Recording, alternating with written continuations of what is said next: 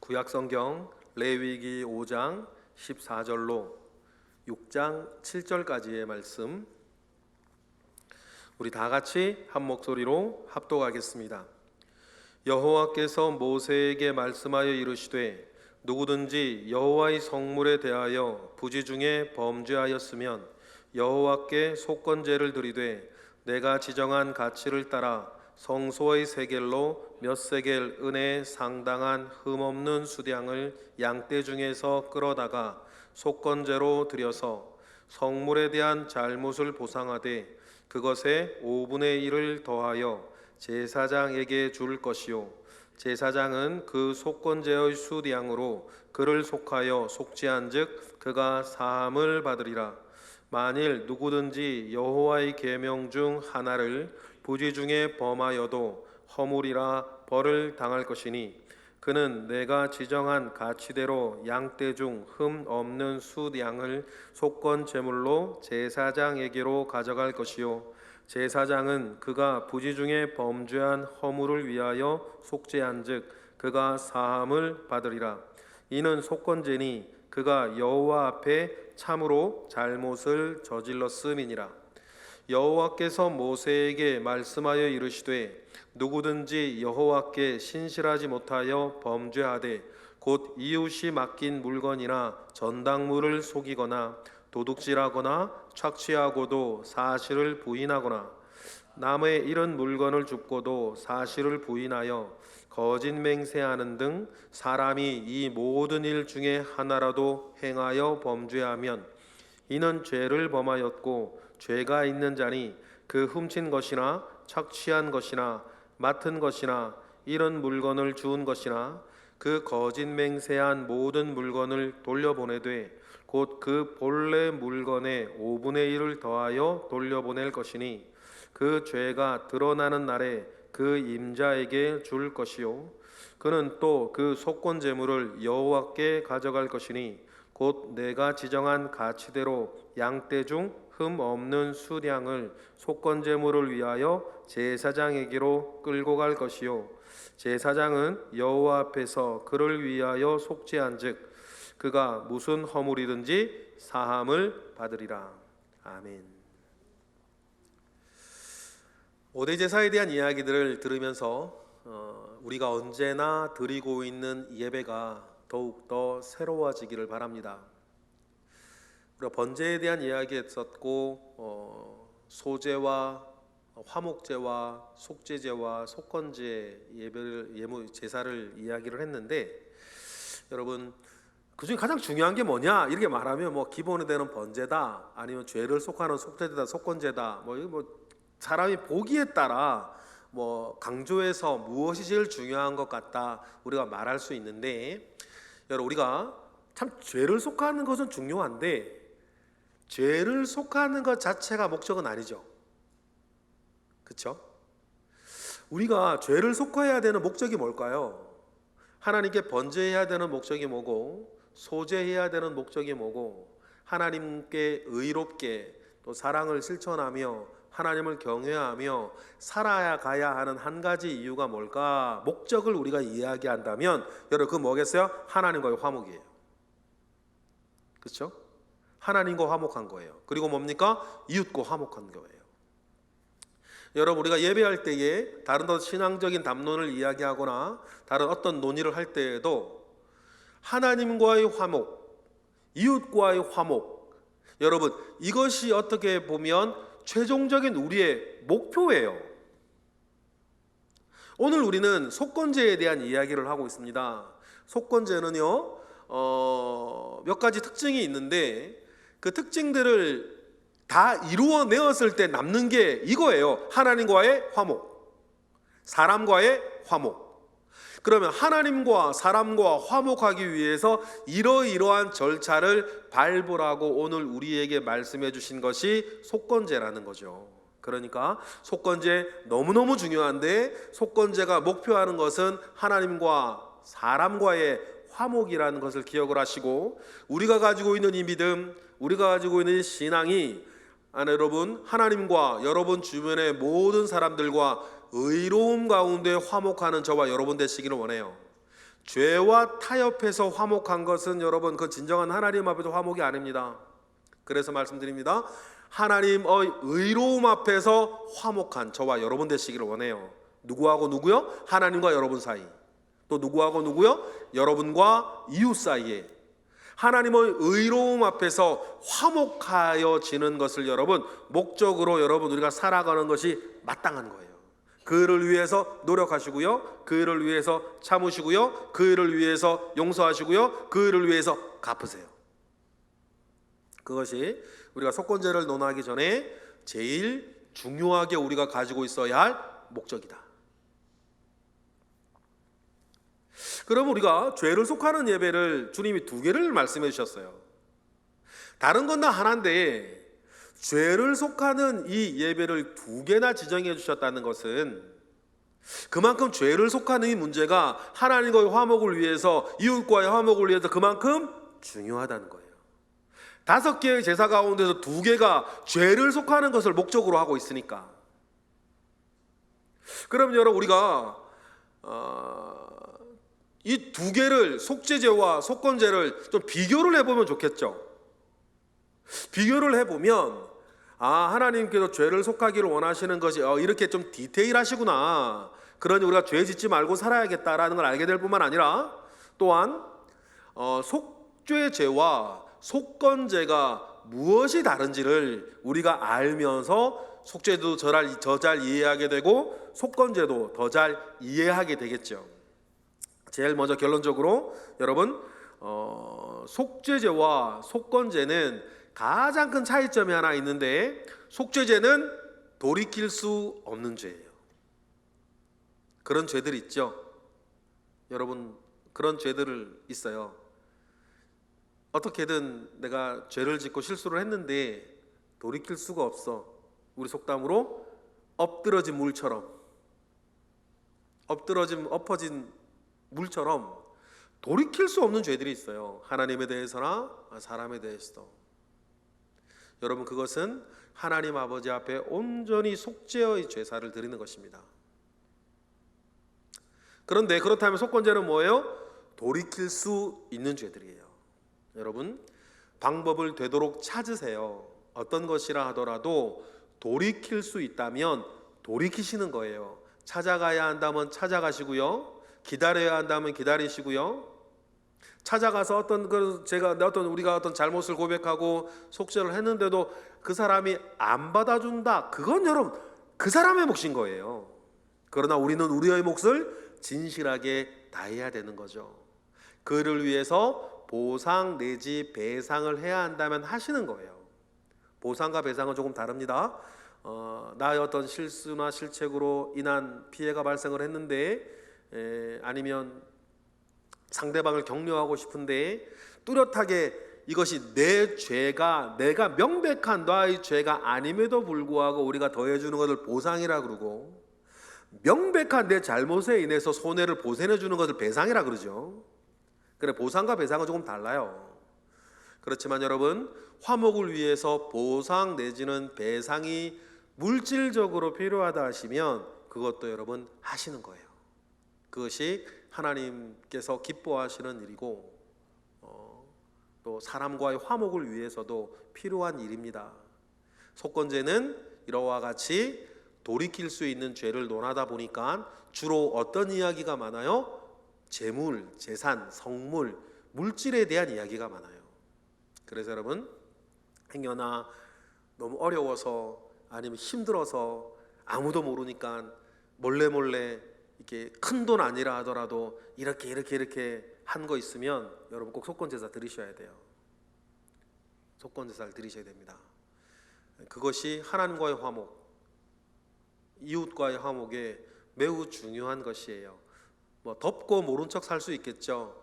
그러면 다른 사람들도 알지만 구차스러워서, 알지만 다른 것 때문에, 알지만 예의 때문에 말 안 하고 넘어가는 시간들이 있어요. 그런데 여러분 그것은 하나님 앞에서 굉장히 굴욕적인 시간들이에요.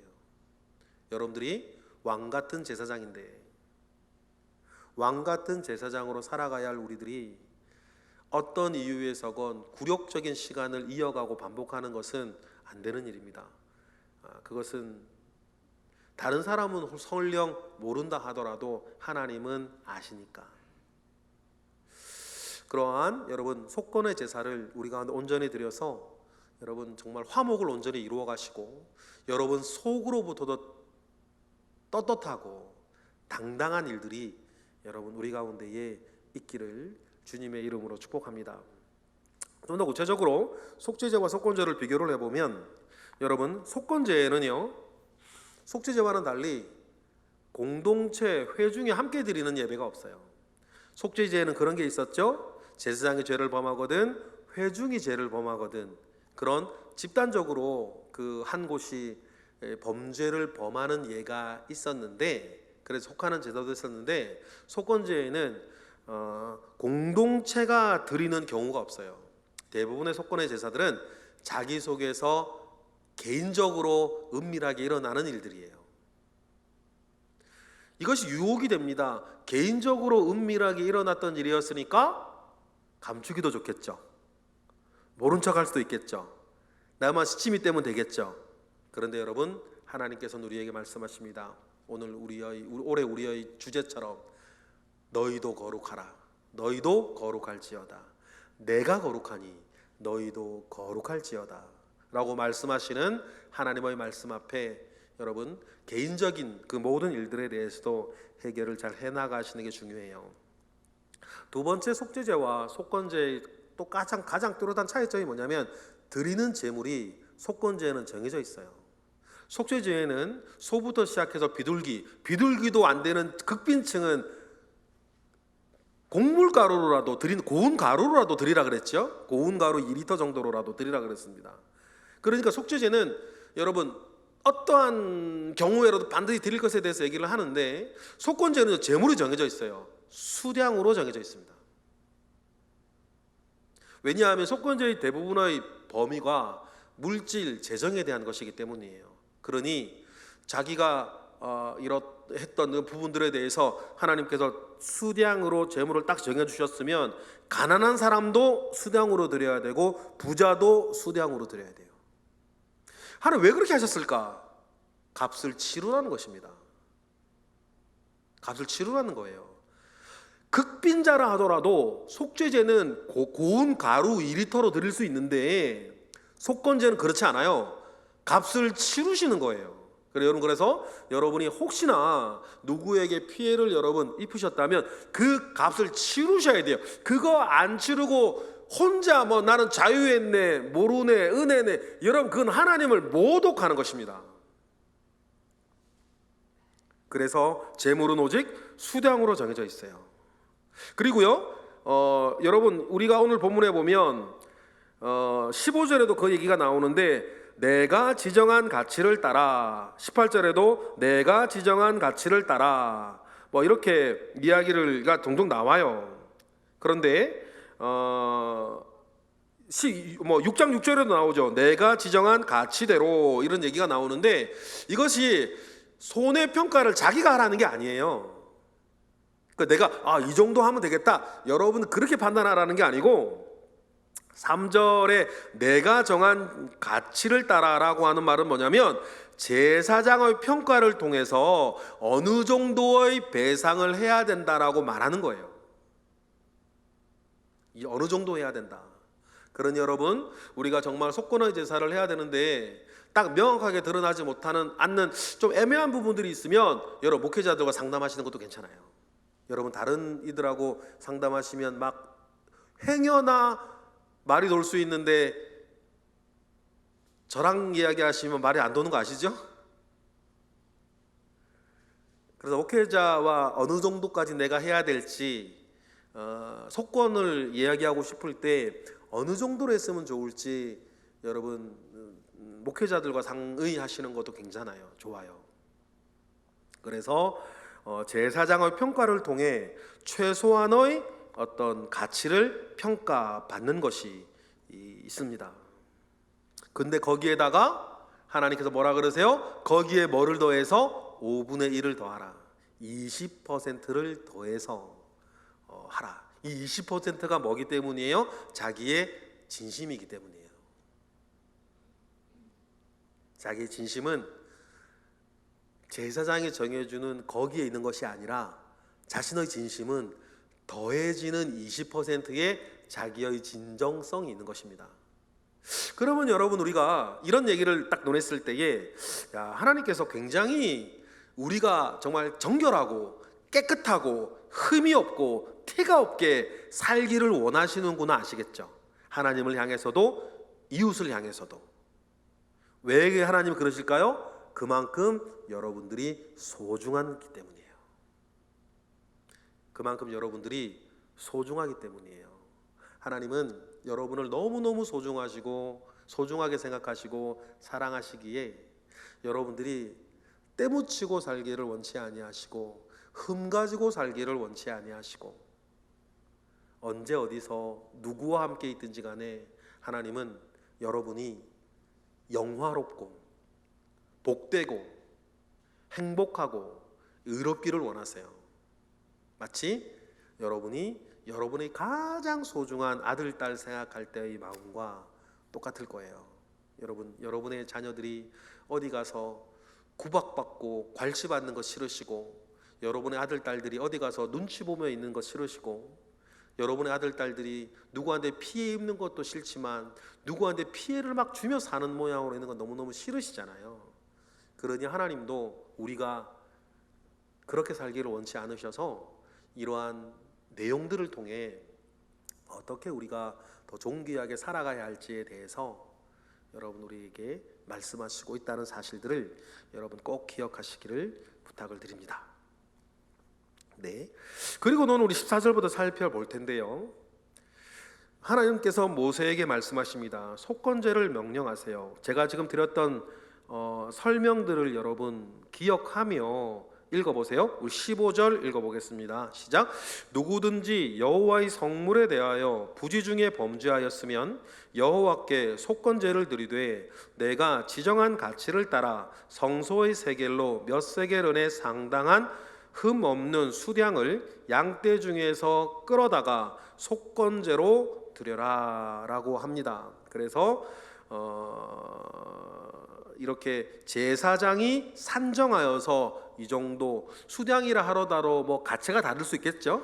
더 뭐 크고 작은 놈이 있을 거니까 그랬는데, 그렇게 할 때 속건제만 해가지고는 독특한 특징, 우리들의 진심, 우리들의 진정성이 드러나는 게 5분의 1이에요 20%죠 16절 읽어보겠습니다. 시작. 성물에 대한 잘못을 보상하되 그것에 5분의 1을 더하여 제사장에게 줄 것이요 제사장은 그 속건제의 수량으로 그를 위하여 속죄한 즉 그가 사함을 받으리라. 성물에 대한 거예요. 성물에 대한 건데 우리가 성물에 대한 잘못을 저지르는 여러 가지 일들이 있었어요. 본의 아니게 내가 예를 들어서 우리 현대적으로 얘기를 해볼게요. 몇 가지가 있겠죠. 어떻게 하다가 내가 교회 문을 깨뜨려 버렸어. 망가뜨려 버렸네. 그러면 여러분, 교회는 당연히 그냥 여러분들에게 책임을 묻질 않아요. 책임을 묻질 않아요. 이렇게 그냥 교회에서 웬만하면 교회에서 해결을 하죠. 여러분들이 한 것들에 대해서는. 그런데 여러분, 레위기로 돌아와 보면요, 이거는 교회 행정은 그렇게 처리가 되는데 또 하나님 앞에 사는 우리의 마음이 또 있는 거예요. 그랬을 때에는 내가 그걸 또 헌금하는 거죠. 이게 바뀌면 어려워요, 여러분. 만약에 교회에서 어떤 일이 터졌는데 교회가 막 네가 내라고, 성도가 네가 깼습니까? 그리고 교회 봉사하다가 했는데 나보고 내라 그런다고, 이건 망하는 교회예요. 이건 망하는 교회예요. 교회의 마음은 어떻게 하든지 여러분들이 봉사하고 헌신하며 생긴 일들에 대해서는, 오늘도 딱 올라왔더만요. 아이고 어린이 보호구역에서 왜 그렇게 달리셔가지고 주일 봉사하시다가 차량. 그러면요, 교회가 해결을 해요. 그리고는 그곳에서 또 그런 일들이 반복되지 않도록 이런 일들에 찍혀서도 말은 하죠. 그건 교회의 몫인 거예요. 그런데 우리의 몫은 뭐예요? 그러면 내가 좀 이렇게 해야겠다. 그런데요, 어떻게 보면 여러분들이 잘못을 많이 하면 많이 할수록 좋은 건가요? 5분의 1은 제사장이 갖다 주래. 현대의 목회자가 구약에 나오는 제사장은 아니지만 그것을 통해서 여러분 무엇인가 이렇게 일을 아름답게 이루어 가기를 원하시는, 해결해 가기를 원하시는 하나님 마음 아시겠어요? 또 이런 것도 있어요. 주님께 작정헌금을 했어요. 그런데 이런저런 이유로 못했어요. 끊어진 작정헌금들이 있는 거예요. 하나님 앞에 예배 가운데 작정을 했습니다. 그런데 못했어요. 근데 이따가 나중에 생각이 났어요. 아니면 나중에 뭐 살림이 괜찮았어요. 그럴 때 속건제를 드리는 거예요. 또 5분의 1을 더해서 드리는 거죠. 5분의 1에 뭐가 있으니까? 그저 면피한 것을 넘어서서 나의 진정성이 있으니까. 그리고 그 5분의 1을 제사장에 갖다 드려라 라고 이렇게 얘기를 하죠. 성물에 대한 것들입니다. 그런데 17절에 보면 모르고 했던 일이라도 그렇다는 거예요. 17절 읽어볼까요? 시작. 만일 누구든지 여호와의 계명 중 하나를 부지 중에 범하여도 허물이라 벌을 당할 것이나, 똑같아요. 18절. 그는 내가 지정한 가치대로 양떼 중 흠 없는 수대양을 속건 제물로 제사장에게로 가져갈 것이요, 제사장은 그가 부지 중에 범죄한 허물을 위하여 속죄한즉 그가 사함을 받으리라. 그러나 우리가 구약 레위기에서 읽는 것들이나 현대적으로 적용을 할 때에도 하나님의 성물에 대한 것은 19절 참으로 잘못을 저질렀다. 하나님 되게 강조하세요. 19절 읽어볼까요? 시작. 이는 속건제니 그가 여호와 앞에 참으로 잘못을 저질렀어. 이런 표현이 성경에 자주 나오는 게 아닙니다. 그런데 말하죠. 참으로 잘못을 저질렀습니다. 이를 강조하시는 것은 우리가 이런 부분들은 그냥 지나가기가 좋기 때문이에요. 그냥 지나가기가 쉽기 때문이죠. 왜냐하면 하나님은 눈에 보이지 않으니까. 그래서 하나님이 마치 모르시는 양, 하나님이 마치 봐주시는 양, 하나님은 기다리고 계신데 당장에 내가 이런 거 했다고 그 물건의 주인이 찾아와가지고 이거 왜 가져갔냐고 말하지 않는다고 해서, 아무 일이 지금 안 일어났다고 해서 여러분 그냥 지나칠 수가 있기 때문이에요.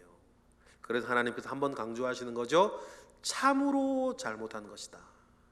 그래서 여러분 예전에도 이런 얘기 드린 기억이 있는데요. 이런 원칙 가지고 사시는 거 굉장히 좋아요.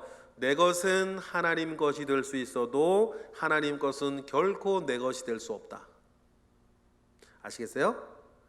여러분, 나의 것은 하나님 것이 될 수 있어도 하나님의 것은 내 것이 될 수 없다라고 하는 그 마음 가지고 사시는 거 굉장히 중요합니다.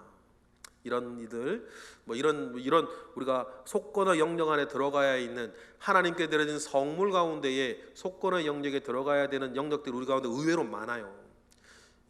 최근에는 제가 그런 거 잘 모르겠는데 예전에 제가 굉장히 이런 얘기만 들은 적이 있었어요. 내가 직접 들은 얘기. 교회 재정으로 할 거니까 다 와. 교회 재정으로 할 거니까 마음대로 먹어. 이런 류의 생각들이에요. 여러분 굉장히 속건의 대상들이에요. 만약에 정해진 규격 외에 어떤 다른 것이 더해지려면 그것은 여러분들이 내실 때예요. 남의 돈으로 인심 쓰는 것, 재밌는 것 저도 압니다. 남의 돈으로 내 인심 쓰는 것, 재밌는 것 저도 알아요. 그런데요, 우리가 이 속건 제사를 여호와의 성물에 손해를 끼쳤을 때의 이야기를 우리가 꼭 기억하셔야 돼요. 그러니까 여러분, 우리가 예를 들어서 어떤 기관 내에서 움직이는데 이것이 기관 돈이고 또 교회의 재정이고 한다고 해서 막 그것으로 내가 좋은 사람 되고 싶어가지고 불러오라 그래, 데려오라 그래, 이거 먹으라 그래, 저거 먹으라 그래, 꼭 나라 돈 눈먼 돈 잔치하듯이 그거 안 돼요. 그거 안 돼요. 이런 사소한 일들인 거예요. 그러니까 뭐라 그래요? 부지중해라 그러는 거예요. 내가 얼마 전에 그랬는데? 그러면 여러분 속건제 드리시면 되는 거예요. 하나님께서 그거 죽으라 그러질 않았고 속건제를 드려서 속함을 받아서 우리가 우리 모든 원칙들, 삶의 원칙들을 이렇게 잘 세워나가기를 원하시는 하나님 아버지의 마음이 이렇게 있다는 것을 여러분 기억하세요. 그러니까 참으로 잘못을 저질렀습니다. 이 말을 여러분 꼭 기억했으면 좋겠습니다. 그런데 돌이킬 수 있는 죄들, 그러다 보니까 물질에 대한 이야기를 많이 하기 마련인데, 돌이킬 수 있는 죄를 돌이키려 할 때에 우리가 하나님의 물건, 교회의 물건, 성물에 대한 것만 있는 건 아니겠죠. 사람 사이에서도 그런 일들이 일어날 수 있어요. 그래서 6장에 보면 사람 사이에서 일어나는 일들이에요. 그래서 우리 6장 2절 읽어볼까요? 다 같이 시작. 누구든지 여호와께 신실하지 못하여 범죄하되 곧 이웃이 맡긴 물건이나 전당물을 속이거나 도둑질하거나 착취하고도 사실을 부인하거나 남의 이런 물건을 줍고도 사실을 부인하여 거짓 맹세하는 등 사람이 이 모든 일 중에 하나라도 범죄하면이라고 얘기를 해요. 그래서 이웃의 재산권, 이웃의 물건, 이웃의 어떤 물질에 대한 침해, 손해를 우리가 끼쳤을 때에 속건죄를 드려야 되는데 5가지 경우를 얘기를 해요. 여러분 잘 보세요. 우리 읽어서 잘 하나하나 기억이 안 나실 텐데 2절 3절 보시면서 체크를 해보실 필요 있어요. 그리고 확대해 가보세요. 첫 번째 뭐냐면 담보물이나 맡긴 물건을 속이는 거예요. 2절에 나오죠? 담보물이나 맡긴 물건을 속이는 부분. 담보물 좀 받는 일이 없는데요? 남의 물건 맡긴 것이 없는데요? 라고 이렇게 우리가 생각할 수 있어요. 그런데요, 이걸 확장하실 필요가 있어요. 어디에서 재정 보시는 분들이 있을 수 있죠. 다른 사람한테 물건을 빌려왔을 수도 있어요. 뭐 빚을 진 것도 있을 수 있겠죠. 그런 모든 것들이에요. 그리고 2절에 보니까 도둑질한 것들. 여러분, 말 안 하고 가져온 건 다 도둑질입니다. 그죠? 말 안 하고 가져온 건 다 도둑질인 거예요. 도둑질이 큰 게 아니에요. 말 안 하고 가져왔으면 도둑질이에요. 그죠? 그러니까 땅에 떨어진 물건 가져오는 것들에 대해서 그 도둑질의 영역으로 얘기를 하세요. 그리고 착취한 것에 대한 이야기를 3번째로 합니다. 그 3절 상반절에 보면 남의 물건을 주웠는데 안 돌려줬다. 이것도 2절에 나오는 도둑질과 같은 거예요. 요즘은 우리나라 이런 거 많이 좋아진 것 같아요. 사회윤리 안에서도. 그래서 여러분 가끔 뭐 지나가다가 뭐 유튜브 영상들을 보면 외국인들이 우리나라에 와가지고 깜짝깜짝 놀라는 코드들이 몇 가지 있다 그러죠. 우리는 그냥 일반적인 건데 카페에서나 어디에 자리 맡아놓을 때 가방으로 맡아놔. 외국에서는 갔다 오면 가방 없대요. 근데 우리나라 사람들의 사회 윤리 의식이 얼마나 여러분 높은지 카페에서 자리 맡을 때 핸드폰 두고 가. 유럽에서는 상상하지도 못할 일이에요. 어느 영상을 봤는데요, 외국인이 그 거짓말이야, 그런 나라가 어딨어 하고 유럽이나 미국의 각종 기자들이나 이런 사람들이 몰래카메라 실험하는 걸 제가 본 영상이 한 번 있어요. 그 사람들이 많아 다니는 길인데요, 가방 하나를 길바닥에 딱 놓고 왔어요. 그리고 어떡하나 누가 가져갈 사람이 있을 거다, 저거 훔쳐갈 사람이 있을 거다라고 하루 종일 기다리는데 안 가져가. 그 물건을 어떤 분이 딱 들었는데요, 길바닥에 있으니까는 화단에 올려놓고 가. 어제 들었는데요, 앞에 가게에 맡겨. 이런 영상을 보면서 우리나라 대한민국 사회윤리도 이렇게 지금 올라가 있구나 라는 것들 우리가 기억을 합니다. 그러니 여러분, 우리가 하나님 아버지 앞에 사는 우리가 여러 가지 면에서 여러분 꼭 기억하세요.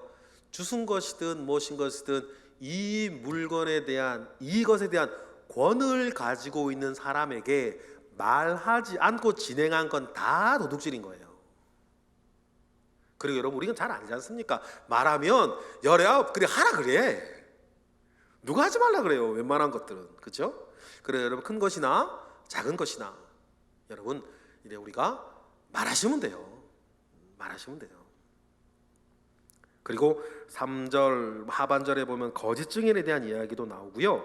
그리고 하나님께서 빠뜨린 것이 있겠나 싶어가지고 3절에 이렇게도 말씀하세요. 3절 하반절을 읽기 위해서 다 읽어볼게요. 오늘 6장 3절입니다. 시작. 남의 이런 물건을 줍고도 사실을 부인하여 거짓 맹세하는 등 사람이 이 모든 일 중에 하나라도 행하여 범죄하면, 이 모든 일 중에 하나라도, 이 말은 뭐냐면 이 5가지를 말하는, 이거 5가지만 말하는 거 아니라 이거와 유사한 모든 일들을 말하는 거예요. 그 하나라도 범하면 이렇게 속건죄를 드리라 라고 얘기를 합니다. 역시 속건제를 드릴 때 5절처럼 말해요. 5절 읽어볼게요. 다 같이 시작. 이 그 거짓 맹세한 모든 물건을 돌려보내되 곧 그 본래 물건의 5분의 1을 더하여 돌려보낼 것이니 그 죄가 드러나는 날에 임자에게 줄 것이요 라고 합니다. 그 모든 물건을 돌려보내는데 5분의 1, 죄가 드러나는 날이라고 하는 말은 들키면 주라는 얘기가 아니에요. 들키면 주라는 얘기가 아니고 내 마음에 찔릴 때, 생각났을 때 그때 반드시 하라는 거예요. 그런데 여기서 이상한 게 하나 있어요. 먼저 또 다른 율법하고 충돌되는 게 하나 있어요. 먼저 출애굽기 22장 1절 보여주실래요? 읽어볼게요. 다 같이 시작. 사람이 소나 양을 도둑질하여 잡거나 팔면 그는 소 한 마리에 소 5마리로 갚고 양 한 마리에 양 4마리로 갚으라. 계속 띄워주세요. 남의 물건에 손을 댔어요. 다른 사람의 소나 양을 도둑질하여 팔면 몇 배로 갚으래요? 5배로 갚으래요? 양은 몇 배로 갚으래요? 4배로 갚으래요. 그러니까 5분의 1을 더하는 게 아니라 지금 하나님은 지금 우리 레위기 본문에서는 120%를 주라 그러는 거잖아요. 그런데 출애굽기 가니까 500%로 주고 소는 양은 400%로 주래요. 출애굽기 22장 7절에 읽어볼게요. 시작. 사람이 돈이나 물품을 이웃에게 맡겨 지키게 하였다가 그 이웃집에 도둑 맞았는데 그 도둑이 갚으면 몇 퍼센트? 200%로 갚아라. 그러면 여러분 보세요. 출애굽기에서는 400%, 500%, 적어도 200%로 갚으라 그래요. 그런데 레위기는 120%로 갚으래요. 왜 그럴까요? 여기에서 여러분 중요한 게 있습니다. 자백이에요. 자백. 우리가 일본 지금 막 배상 문제 때문에 지금 나라가 시끄러운데 사실 우리가 돈 문제가 아니라 제일 중요한 건 뭐예요? 일본 놈들이 뭐를 안 해? 자백을 안 하는 거예요. 죄를. 그게 짜증나는 거지. 그 위안부 할머니들 그 돈 받아가지고 뭐 어디다 쓰신다고 돈이 문제겠어요. 그분들이. 중요한 건 자백을 안 하는 거예요. 레위기의 이 규정, 속죄제와 속건제의 규정에서 제일 중요한 원칙이 있습니다. 레위기 5장 5절 읽어볼까요? 시작. 이 중 하나에 허물이 있을 때에는 아무 일에 잘못하였노라 자백하고. 이게 중요해요. 자백한 다음에 6절 그 잘못으로 말미암아 여호와께 속죄제를 드리되 양떼의 암컷 어린 양이나 염소를 끌어다가 속죄제를 드릴 것이요 제사장은 그 허물을 위하여 속죄할지니라. 중요한 게 뭐예요? 첫 번째는 마음으로부터 뭐하고? 자백하고. 두 번째 뭐예요? 제사하고. 그러면 여러분 출애굽기에서는 왜 500%, 400%, 200%까지 이야기를 하는데 이 속건제를 할 때 왜 120%로 나누어 떨어뜨려 줬을까? 뭐 했다는 거예요? 자기가 자백했다는 거예요. 여러분 우리가 누군가에게 잘못을 범하였을 때에 무언가 물건으로 갚아주는 것보다 더 중요한 게 뭐예요? 내 잘못을 인정하고 자백하는 거예요. 여기에 자유함이 있습니다. 여기에 자유함이 있고 이게 우선되고 더 중요해요. 그리고 나서 보상 내지는 배상을 120%로 해주는데 100%는 당연한 거고 20%에 뭐가 있다? 진심이 있다. 하나님의 원리에 우리의 삶의 원리예요. 여러분 이 원리 기억하셨다가 꼭 물질에 대한 것뿐만 아니라 우리 주변의 삶의 원칙으로 여러분 가지고 계시는 게 굉장히 중요한 것 같아요. 그렇죠? 이 원리를 좀 가지고 사시면 우리의 삶이 굉장히 또 풍요롭고 또 화목하고 더 좋아질 수 있습니다. 여기서 중요한 게 뭐예요? 부지중요했던 것들인데 어느 날 생각나는 거예요. 중요한 원칙 하나 있습니다. 생각나면 바로 해야 돼요. 심지어는 마태복음 5장엔 이렇게 말씀하세요. 5장 23, 24절 읽어볼까요? 시작. 또 화면요. 마태복음 5장 23, 24. 준비가 안 됐으면 이런 거예요. 주님께서 말씀하실 때에 너희가 하나님 아버지 앞에 제사를 드리려다가 이웃에게 뭐 할 일이 생각나거든? 원망받을 일 만한 일이 생각나거든. 뭐를 하고? 재물을 내려놓고 가서 화해하고 와서 다시 예물을 드리래요. 여러분, 우리처럼 예배를 드릴 때 예를 들어 헌금을 한다 할 때에도 봉투에 어떤 돈을 넣어서 하는 게 아니에요. 어떤 거예요? 짐승을 잡아 드린다고요. 그런데 짐승을 잡아서 그것도 걸어서 하루가 걸릴지 이틀이 걸릴지 갔다 오는데, 그럼 어떻게 되냐? 갔다 오면 제사를 어떻게, 자기가 드리던 제사는 다시 드려야 되는 거예요. 자기만 제사 드리다 다음 사람도 있는데. 그 주님 뭐라 말씀하시는 거예요? 제사를, 예배를 드리다가도 내가 누군가에게 원망을 들을 만한 일이 생각이 나거든. 심지어 그렇게 말씀하시는 거죠. 예배를 지금 멈추고 갔다 와서 속건제, 화목제 드리고 나서 뭐를 해라? 제사를 드리라고 말씀하실 정도예요. 그러면 여러분, 부지 중에 일을 했는데 나중에 느꼈어요. 생각났어요. 그럼 여러분, 바로바로 얘기하시는 거예요. 우리 교회에도요, 제가 이름은 말씀드리지 않겠지만 이런 거 참 잘하시는 분들이 있어요. 잘못을 하셨나 봐요. 그러면 바로바로 가서 전화하거나 바로바로 미안하다고 하고 바로바로 사과하는 분들이 우리 교회도 여러 분 계세요. 그런 분들 볼 때마다 참 좋다, 이 속건의 영성이 살아있는 분이다 라는 생각 해요. 여러분들, 우리도 그렇게 하셨으면 좋겠어요. 잘못한 일이 있어요. 그럼 묵혀두지 마세요. 묵히는 건 장이나 묵히는 거지. 묵혀두지 마시고 생각이 나면 바로바로 전화하시고요, 바로바로 얘기하시고요, 바로바로 밥 한번 사시고. 그게 밥 한번 사는 게 뭐예요? 그 20%의 영성이거든요. 그렇게 하시는 것이 여러분 중요하겠어요. 여러분, 그런데 우리가 이 이야기를 할 때에 마지막으로 우리가 속건제의 영적인 원리들을 좀 배우는 게, 좀 아는 게 중요할 것 같아요. 그건 우리가 이제 5분의 1을 더하여서 하는 내용은 우리가 파악을 했고, 우리 속건제의 영적인 원리를 좀 알고 우리의 삶에 적용하는 게 중요한데, 여러분, 첫 번째 우리가 원리는 뭐냐면, 꼭 갚으라고 이야기하는, 죄를 꼭 갚으라고 이야기를 주님이 하시는 것을 우리가 보면, 죄에 대해서 여러분, 우리가 죄는 나의 일종의 채무다, 빚으로 가지고 계시는 느낌, 굉장히 중요해요. 여러분, 죄는 그냥 저지른 어떤 사건이 아니에요. 어떤 죄라도 큰 것이든 작은 것이든 죄는 여러분들이 하나님 앞에 가진 빚이에요. 그 빚은 꼭 갚아야 되는데 문제가 몇 가지가 있어요. 그런데 종종 그러다 보니까 성경에 보면 하나님이 꼭 종종 채권자, 빚받을 사람으로 등장하시는 경우가 많이 있어요. 예를 들어 누가복음 7장 41절 보실래요? 이르시되, 이것도 주님이 하신 말씀인데 읽어볼게요. 시작. 이르시되 빚 주는 사람에게 빚진 자가 둘이 있어 하나는 500데나리온을 졌고 하나는 50데나리온을 졌는데 갚을 것이 없으므로 둘 다 탕감해 주었으니 둘 중에 누가 그를 더 사랑하겠느냐? 물론 500데나리온 탕감받는 사람입니다, 이런 얘기인데, 그러면 여러분, 이 빚을 탕감하여서 죄를 속하여 주는 사람을 누구로 말하는 거예요? 하나님으로 말하는 거예요. 여기에서 보면 죄 탕감받아야 될, 용서받아야 될 죄는 주님은 이렇게 말씀하시는 거예요. 빚처럼 갚아야 할, 꼭 갚아야 할 빚처럼 생각하세요. 어물쩍 넘어갈 일이 아니라는 거죠. 여러분들 그러시잖아요. 누군가한테 내가 돈을 빌려줬는데 그 사람이 안 갚아. 그럼 여러분 얼마나 마음이 상하세요. 그런 것처럼 죄는 하나님의 내 가진 빚이에요. 꼭 갚아야 된다는 뜻입니다. 또 우리 마태복음 18장에서 유명한 예화 나오죠. 주님이 해주셨던 이야기, 죄외 용서와 관련된 이야기였어요.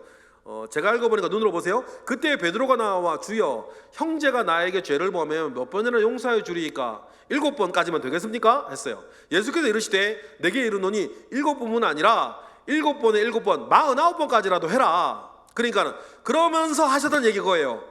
죄 용서에 대한 얘기를 하시면서, 그러므로 천국은 그 종들과 뭐하러 온? 결산하러 온 어떤 임금과 같은데, 24절, 결산할 때에 1만 달란트 어떤 자? 빚진 자를 데려왔다는 거예요. 이야기는 여러분 뒤에 얘기는 아세요. 근데 뭐요? 갚을 것이 없는지라 주인이 명하여서 그 몸과 아내와 자식들과 모든 소유를 다 팔아서 1만 달란트 갚게 하라는 얘기를 하세요. 여기 두 가지를 아셔야 되는데, 첫 번째, 좀 전에 계속 반복해서 말씀드렸던 것처럼 죄는 하나님께 진 빚처럼 주님은 말씀하셨다는 거예요. 그러니까 어물쩍 넘어갈 일이 아니라는 거죠. 빚은 갚아야 되니까. 그런데 두 번째 중요한 원리가 있어요. 근데 우리에겐 그 빚 갚을 능력이 없다는 거예요. 그러니까 저 재산과 아내와 자식이 다 팔아서 갚으라고 이야기를 하는 거잖아요. 그때 1만 달러 빚은 신하가 어떻게 해요? 왕한테 매달려가지고 속죄속권을 하는 거예요. 용서해달라고. 그래서 왕이 어떻게 해줘요? 탕감해 주는 거예요. 이거 하나님의 은혜예요. 은혜를 알고 갔는데 100데나리온 빚진 동관을 만나는 거잖아요. 자기가 빚을 갚지 못할 빚을 탕감받은 사람이 자기에게 아주 작은 빚을 진 100데나리온이래 봐야 3일치 월급 정도 돼요. 3일치 월급 큰 거죠. 한 1,000만 원 될까요? 큰 돈이죠. 그런데 여러분, 자기는 1만 달란트, 수십조 원 아닙니까? 자기가 받은 은혜를 모르고 살아가는, 그 은혜를 알고 살아가는 사람이라고 한다면 앞으로 향후 또 죄의 빚을 질 일을 하지 아니하고, 만약에 부지 중에 있다 그러면 반드시 갚으며 죄의 빚이 아니라 사랑의 빚을 지며 살아가는 것이다 라고 하는 것들을 우리가 꼭 기억하셨으면 좋겠다는 것입니다. 그러니 여러분, 우리가 속건제의 영적 원리 중에 꼭 알아주셔야 되는 게, 죄는 뭐다? 빚이다. 죄는 빚이다. 꼭 갚아야 한다는 것 꼭 기억하시면 좋겠고요. 두 번째로는, 내가 속건제, 특별히 이웃에 대한 배상 문제를 하나님이 논하신다는 것을 우리가 보면서, 내가 이웃에게 지은 죄는 하나님께 지은 죄라는 사실들을 꼭 기억하셔야 돼요. 그러니까 내가 이웃의 물건에 해를 입혔는데 5분의 1을 더하여 그 사람에게도 갚아도 주지만 제사를 또 누구에게도 드려요? 수태양 하나를 따로 취해서 하나님께도 제사를 드리라고 하는 것은, 내가 다른 사람에게 죄를 지었다면 그것은 하나님께 죄를 짓는 것이라는 의식을 꼭 가지고 계셔야 된다는 거예요. 여러분, 이 의식을 성경에서 가장 분명하게 가지고 살았던 사람이 누구냐면 요셉이었어요. 요셉이 보디발 장군 집에 갑니다. 그 노예로 팔려가요. 일을 잘해서 가정 총무까지 되는데, 보디발 장군의 아내가 요셉을 유혹할 때 장면을 생각해 보세요.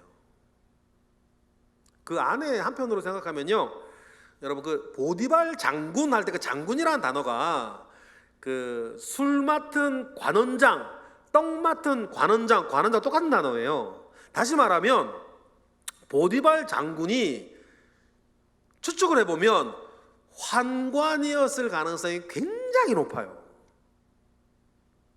그런데 어떻게 아내가 있네? 그러면 한편으론, 그 보디발 장군의 아내가 요셉에게 그 왜 그렇게 난리였냐, 우리가 좀 깊이 성경을 읽으면 추론해 볼 수는 있겠죠. 그런데 중요한 건 그게 아니고, 그렇게 보디발 장군의 아내가 그렇게 유혹할 때에 요셉이 했던 말이에요. 요셉이 뭐라 그랬습니까? 내가 어떻게 보디발 장군에게 죄를 짓겠어? 그렇게 말하지 않았고 어떻게 말했다? 창세기 39장 보니까, 다 같이 시작. 이 집에는 나보다 큰 이가 없으며 주인이 아무것도 내게 금하지 아니하였어도 금한 것은 당신뿐이니 당신은 그의 아내임이라. 그런즉 내가 어찌 이 큰 악을 행하여 하나님께 범죄하리까. 물론 보디발 장군에게도 죄가 된다는 걸 알지만, 요셉이 가지고 있던 분명한 의식은 뭐냐면, 내가 다른 사람에게 죄를 짓는 것이 하나님께 죄를 짓는다는 의식이 있었어요. 여러분, 이게 속건제의 영성이에요. 속건제의 영성을 가지고 사시는 우리 모두가 되길 바랍니다. 첫 번째, 죄는 빚이다.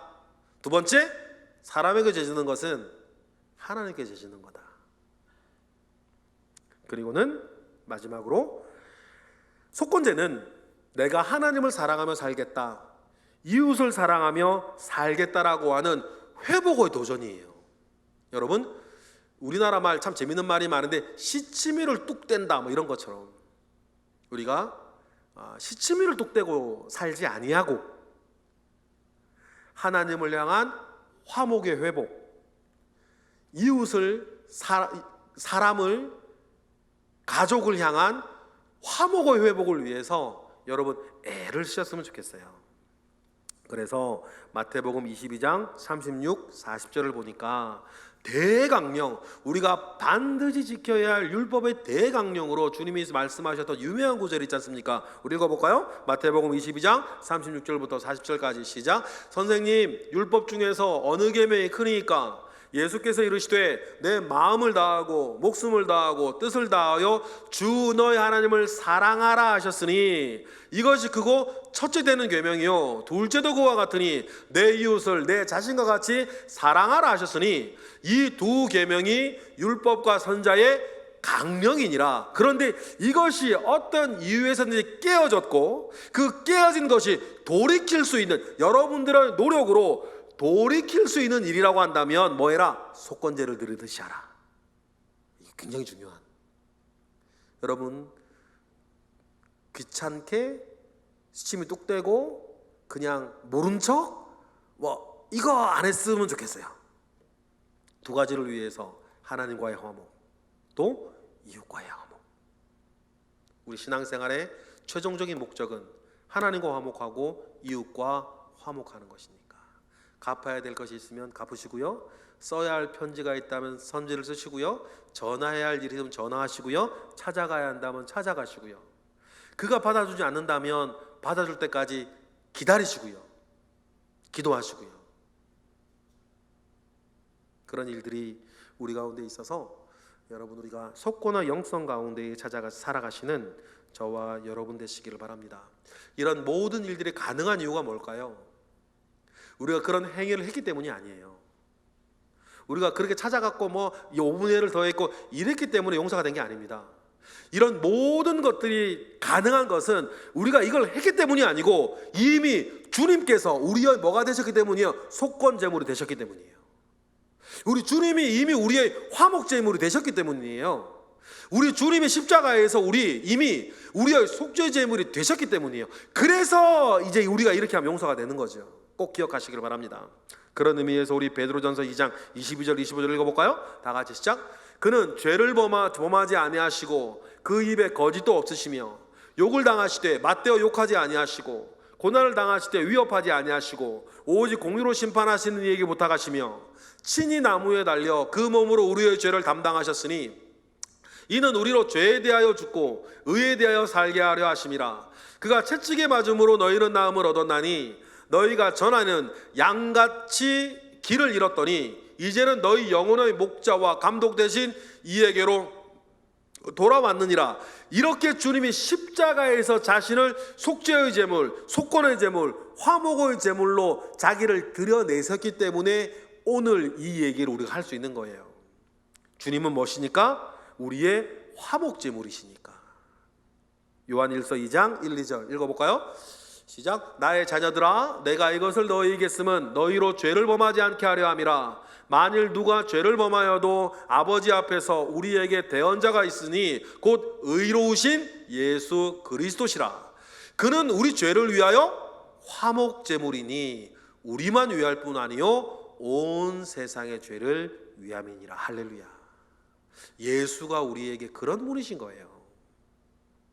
그러니 우린 그를 사랑하고 그를 믿으며 그에게 존중하며 그를 따라 사는 거고, 그를 따라 살 때에 속건의 제사가 나에게 필요하다면 꼭 속건의 제사를 예수 그리스도의 보혈의 은혜를 의지하여 행하는 거죠. 다시 한번, 우리가 그런 착한 일을 했다고 용서받는 게 아니고 예수 그리스도 안에서 그런 우리의 화목 제물이시니까.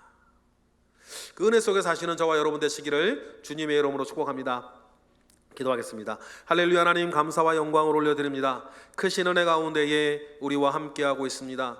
하나님, 함께하시 우리 주님과 더불어서 우리가 속건의 영성을 가지고 하나님과 화목하고 또 이웃과 화목하며 살아가는 데에 조금도 부족함이 없도록 주여 역사하여 주시옵소서. 예수 그리스도의 이름으로 기도드렸나이다.